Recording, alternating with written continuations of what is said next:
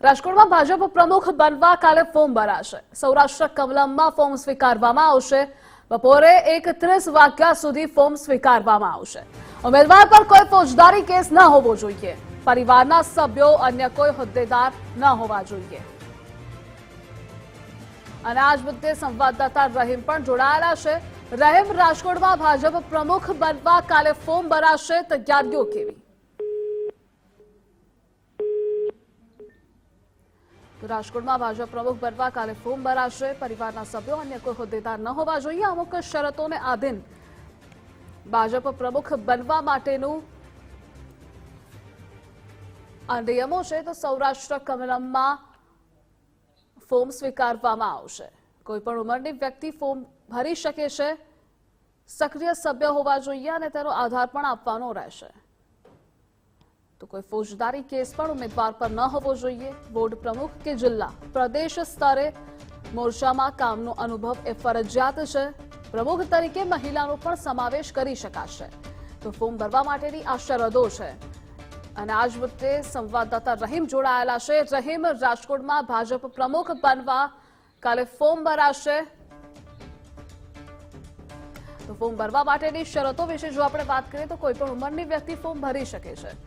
સક્રિય સભ્ય હોવા જોઈએ અને તેનો આધાર આપવાનો રહેશે। વોર્ડ પ્રમુખ કે જિલ્લા પ્રદેશ સ્તરે મોરચામાં કામનો અનુભવ પણ ફરજિયાત છે। પ્રમુખ તરીકે મહિલાનો પણ સમાવેશ કરી શકાશે। પરિવારનો કોઈ પણ સભ્યને જો અન્ય કોઈ હોદ્દો હોય તો ફોર્મ ભરી શકાશે નહીં। સતત 2 ટર્મ શહેર પ્રમુખ થનાર પણ ફોર્મ નહીં ભરી શકે। પ્રમુખ બનવા ઈચ્છુક સામે ફોજદારી કેસ ન હોવો જોઈએ। અને આજ મુદ્દે સંવાદદાતા રહીમ જોડાયેલા છે। રહીમ, વિગતો જણાવશો? ચોક્કસપણે જે રીતના શહેર ભાજપ પ્રમુખ માટે થઈને છેલ્લા ઘણા સમયથી ચર્ચાઓ છે તે ન માત્ર રાજકોટ પરંતુ ગુજરાતભરમાં ચાલી રહી હતી। સૌરાષ્ટ્ર કમલમ ખાતે એટલે કે આવતીકાલે રાજકોટ છે ત્યાં સવારના 10:30 થી બપોરના 1:30 વાગ્યા સુધી ફોર્મ છે તે સ્વીકારવામાં આવશે। પ્રમુખ બનવા માટે કોર્પોરેટર પણ ઉમેદવારી નોંધાવી શકે છે તેવું બાધા નથી, કારણ કે અગાઉ એવી વાત હતી કે એક હોદ્દોને એક વ્યક્તિ રહી શકશે। એટલા માટે હવે કોર્પોરેટરો છે તે પણ કોઈ ઉંમર છે તેમાં પોતાની દાવેદારી છે તે નોંધાવી શકશે। એટલે બીજી બાજુ જે રીતના પ્રમુખ તરીકે મહિલાઓનો પણ સમાવેશ કરી શકાશે। અગાઉ એવી વાત હતી કે મહિલાઓને પ્રમુખ ન બનાવે પરંતુ મહિલાઓ પણ પોતાની દાવેદારી છે તે નોંધાવી શકશે। અલગ અલગ 8 જેટલા જે મુદ્દાઓ છે તે સમાવેશ કરવામાં આવ્યા છે।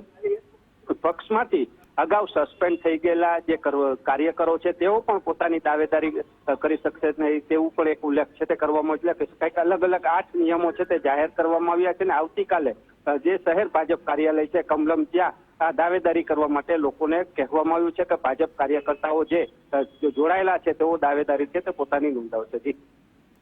જી રહીમ, આપ જોડાયેલા રહેજો, આગળ પણ અપડેટ મેળવતા રહીશું।